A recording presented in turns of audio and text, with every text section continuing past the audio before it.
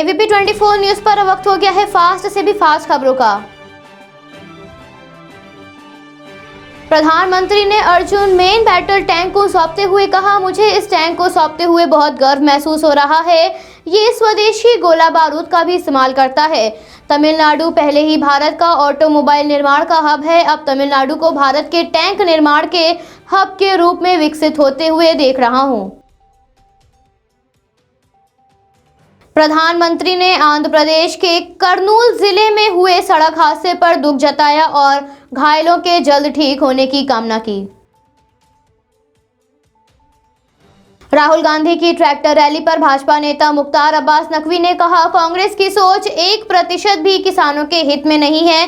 कांग्रेस ने कुछ किसानों के आंदोलन को हाईजैक कर लिया है। पूर्व विदेश मंत्री व भाजपा की दिवंगत नेता सुषमा स्वराज की जयंती के अवसर पर पार्टी अध्यक्ष जेपी नड्डा ने उन्हें याद करते हुए कहा, राष्ट्र, समाज और संगठन के प्रति उनका योगदान अविस्मरणीय है। राष्ट्रीय राजधानी में आज सुबह से कोहरा छाया हुआ रहा। कोहरे की वजह से विजिबिलिटी भी कम हो गई। गाजीपुर बॉर्डर पर कृषि कानून के खिलाफ किसानों के विरोध प्रदर्शन को आज 79 दिन हो गए हैं। कृषि कानून के खिलाफ टिकरी बॉर्डर पर चल रहे किसानों के विरोध प्रदर्शन को देखते हुए बॉर्डर पर सुरक्षा बल तैनात कर दिया गया है। उत्तर प्रदेश में पुलवामा हमले में जान गंवाने वाले सीआरपीएफ के जवान अमित कोरी के परिवार को अपना बेटा खोने का दुख है, लेकिन उसके साथ ही उस पर उन्हें गर्व है। शामली में रह रहे उनके पिता ने बताया, हम सुबह पहले उसकी पूजा करते हैं। आने वाली पीढ़ी इससे सबक लें और देश सेवा के लिए हमेशा तैयार रहें।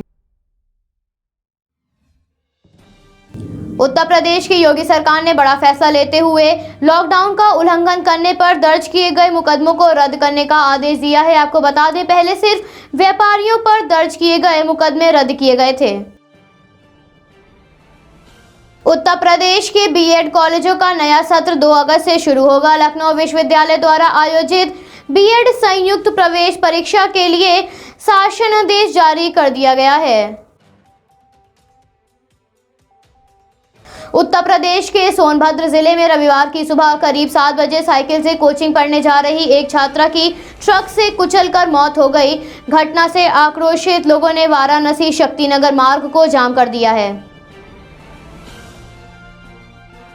यमुना एक्सप्रेस वे पर रविवार की सुबह कोहरे के कारण प्राइवेट स्लीपर बस आगे चल रहे वाहन से टकरा गई। हादसे में एक यात्री की मौत हो गई जबकि 5 लोग घायल हुए।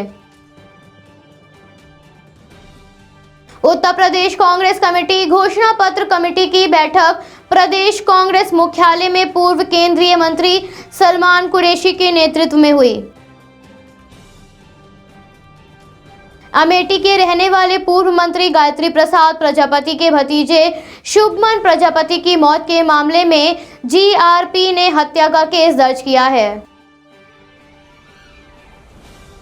यूपी के महोबा जिले में ब्लॉक प्रमुख कबरई छात्रपाल यादव व उसके साथियों द्वारा बेटे से 60 लाख रुपए वसूले जाने और रिपोर्ट दर्ज कराने पर झूठे मुकदमे में फंसाने की धमकी दिए जाने से परेशान अधिवक्ता मुकेश पाठक ने अपनी लाइसेंसी राइफल से गोली मारकर आत्महत्या कर ली। गोरखपुर में आईजी आवास से चंद दूरी पर स्थित पूर्व विधायक अवधेश श्रीवास्तव के घर से चोर गहने, कपड़े, कीमती सामान और मोबाइल चुरा कर ले गए।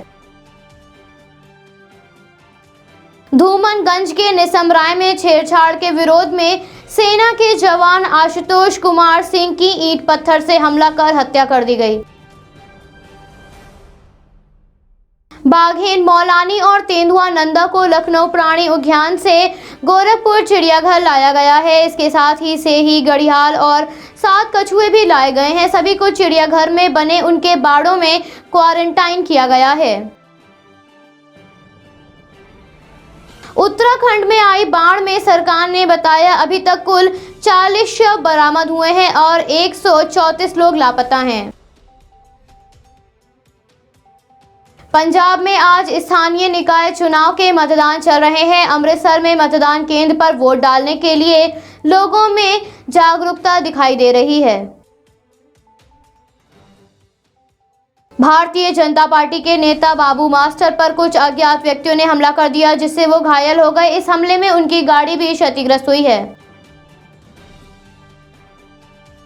पूर्व उत्तर रेलवे इज्जत नगर मंडल में कार्मिक विभाग में लिपिक पद पर कार्यरत प्रियंका गोस्वामी ने 20 किमी वॉक इवेंट को 1 घंटे 28 मिनट 45 सेकंड में पूर्ण कर राष्ट्रीय रिकॉर्ड बनाने में सफलता प्राप्त कर टोक्यो ओलंपिक के लिए क्वालिफाई कर लिया है।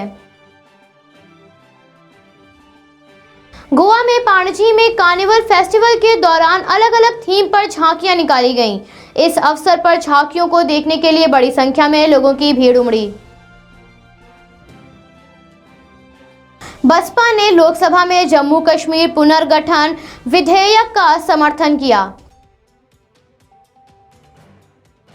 जम्मू कश्मीर में पुलवामा हमले की दूसरी बरसी पर लेथपोरा में जान गंवाने वाले केंद्रीय रिजर्व पुलिस बल के जवानों को श्रद्धांजलि दी गई।